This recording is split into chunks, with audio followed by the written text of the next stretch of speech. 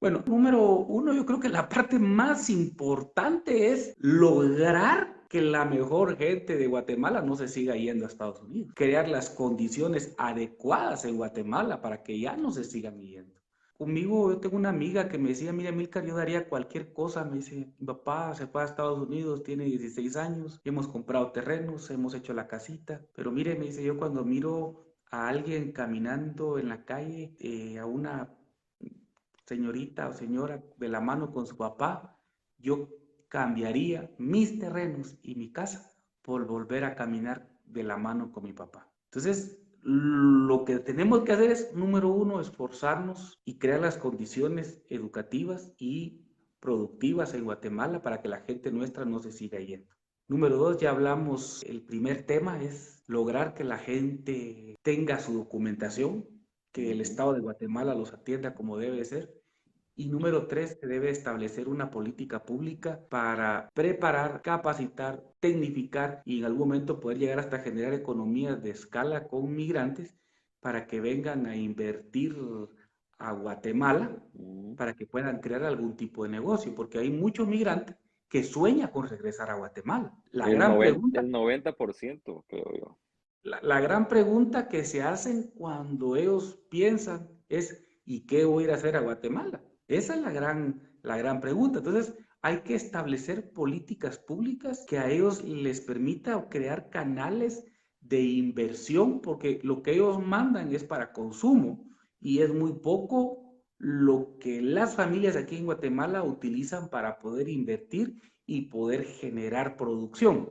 Entonces, digamos, el banco, principalmente el CHN, debería de servir como la institución o el mecanismo. En primer lugar, debería ser como el banco del migrante, en primer lugar, que les facilite muchas cosas, pero ir orientado en la búsqueda de la inversión en Guatemala, que cuando regresen puedan tener algo, porque el guatemalteco en Estados Unidos, que nunca logra arreglar sus papeles, va a llegar el día en Estados Unidos que ya no va a poder trabajar por su edad o por cualquier cosa. Y muchos de ellos han pagado impuestos en Estados Unidos, pero no tienen, por no tener los papeles, no van a obtener ningún beneficio en Estados Unidos. Entonces regresan a Guatemala y su familia en Guatemala lo único que hizo fue consumir su dinero, prácticamente regresan en condiciones bastante complicadas. Entonces, ahí es donde tenemos que establecer esas políticas que podamos apoyar,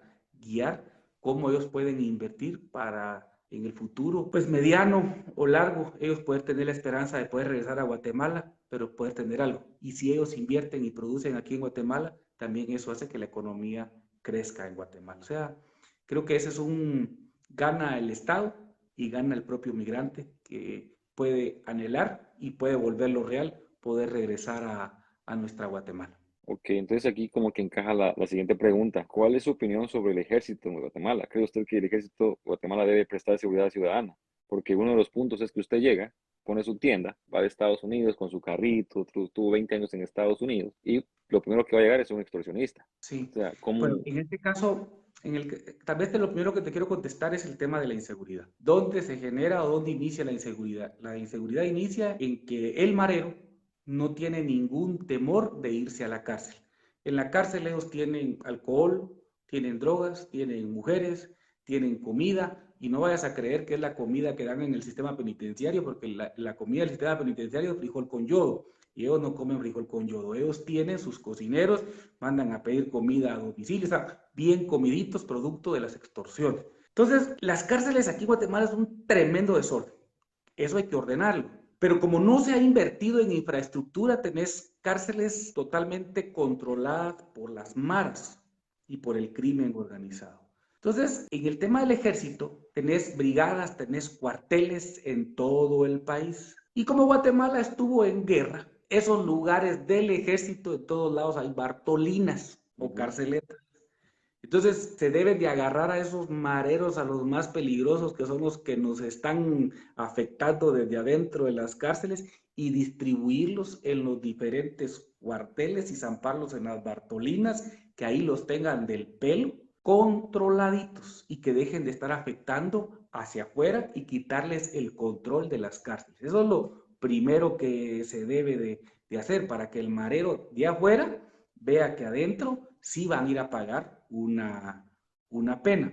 Porque si te digo que eso se puede hacer con la infraestructura y como están las cárceles actualmente, te estaría diciendo una gran mentira y a mí no me gusta ser mentiroso, sino que lo que de verdad se puede hacer. Y a los más peligrosos mandarlos allá al cuartel de Petén para que estén bien aisladitos y bien unidos, y a los otros tal vez mandarlos ahí a Jutiapa para que pasen bien acalorados y que realmente puedan pagar su pena y quitarles todos los privilegios y tener cero tolerancia a los mareros. Eso es número uno. Número dos, hay que reconocer que la Policía Nacional Civil no se da abasto.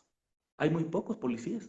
Tenemos muy pocos policías en Guatemala. Esa es una realidad de las cosas. Y tenemos el ejército. Entonces, mi criterio personal es que el ejército de Guatemala debe de salir a las calles, pero no como solo salir a caminar, porque cuando salen solo así es como llegar, espantan las moscas y cuando se van otra vez llegan las moscas o los mareros, como les digo yo. Entonces Sí. ahí lo que se debe de hacer fue como en un tiempo en Guatemala. Yo me recuerdo cuando yo fui alcalde, en el caso de Misco, logramos que se instalaran destacamentos militares en las zonas más peligrosas del municipio de Misco. Colonias como Carolingia, El Milagro, Lo de Fuentes, el mismo casco urbano, Belén y la comunidad. Y no te voy a decir ya no pasaba nada, pero había un control y mejoró la inseguridad que estaba viviendo el misqueño. Entonces, eso debería de haber para recuperar las zonas más afectadas del país. Por ejemplo, en zona 18 de la ciudad capital, Mm. tenés lugares que no podés entrar, que el control lo tienen totalmente los mareros, o sea, hay una ausencia de Estado. Prácticamente ahí es un pequeño Estado de mareros. Ellos mandan completamente, ellos deciden quién entra y quién sale de ahí. Porque puedes entrar, la pregunta es si te van a dejar salir o si te Exacto. dejan salir en pedazos. Ese es el otro tema. Entonces, ahí hay una ausencia. Prácticamente lo que se está viviendo ahí es un territorio invadido por un ejército de delincuentes y de terroristas y de mareros. Entonces, en ese sentido hay que utilizar al ejército, porque muchas veces la gente que vive afuera no entiende por qué aquí en Guatemala la mayoría de guatemaltecos quiere que el ejército salga, pero es esta razón, que los mareros han logrado invadir, así le hablo yo, han invadido y han capturado ciertos territorios donde el Estado de Guatemala ya no puede entrar. Ahí hasta la policía tiene miedo de entrar. Ese es el verdadero problema. Entonces hay que entrarle con todo, recuperar esos lugares, fortalecer la institucionalidad de la Policía Nacional Civil, incrementar sus miembros y que esto sea un tema temporal mientras el Estado, a través de su organización civil, logra retomar el control de la seguridad de Guatemala. Porque si no tenemos seguridad, ¿quién va a venir a invertir a Guatemala? Es Exacto. imposible. Necesitamos tener seguridad para poder atraer a los inversionistas a nuestra nación. Y de igual manera, para que, digamos, un guatemalteco que radica en Estados Unidos diga, bueno, digamos, hay mucha gente Bueno, que si tú se vives en quiere ir. Estados Unidos, vives relativamente tranquilo y en paz. Sí, Ahí que te asalten, tiene que pasar algo muy, muy especial o que te vayas a meter al lugar muy especial, es muy sí, difícil. sí, Entonces, alguien que está allá y tal vez allá nacieron sus hijos, el pensar a regresar a donde lo que te ha costado poquito, te lo pueden quitar o te pueden quitar lo más importante que es la vida o la salud. Entonces, el Estado de Guatemala tiene que entrarle con mucha fuerza, pero yo quiero que las personas que me están escuchando, que viven en Estados Unidos, que a veces para ellos allá en Estados Unidos sería muy extraño ver al ejército de Guatemala de Estados Unidos en las calles. mm, Tenemos que entender que aquí en Guatemala el ejército de mareros tiene invadidos ciertos territorios donde se ha perdido completamente la autoridad. Y los vecinos viven bajo merced de esa gente. Ahí esos mareros se dan el lujo, si miran a una niña bonita, de decir que ella va a ser la novia de tal marero y punto. El que se oponga, lo matan o se mm, tienen que ir huyendo. Y no es justo que el guatemalteco salga huyendo de lo que tanto le ha costado, porque cuando tú haces una vivienda es el capital de tu vida aquí en Guatemala. Bueno, y en también en Estados Unidos es carísimo una vivienda, ¿verdad?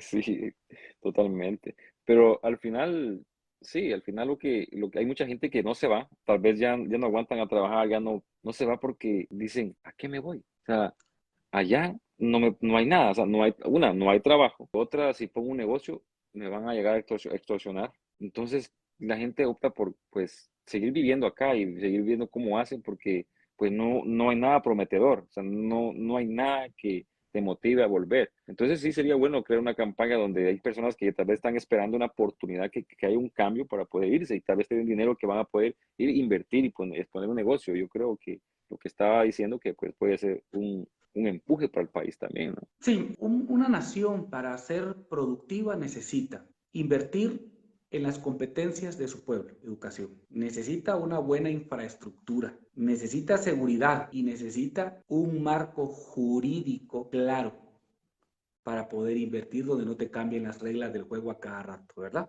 Ujú. Tener certeza jurídica, que los trámites se puedan hacer, que realmente también esa burocracia lenta en Guatemala también la podamos superar. Porque aquí en Guatemala hay inversionistas que quieren venir a invertir, pasa un año, dos, tres, 4 años para que les den los permisos y ya cuando les dan los permisos, ya la oportunidad de mercado se acabó también. Que eso es otro tema bien interesante que se debe de hablar, ¿verdad? Sí, eso pasa también. Por eso acá te lo dan de una vez. Por eso esa es la diferencia entre este país y otros países, donde es un proceso muy largo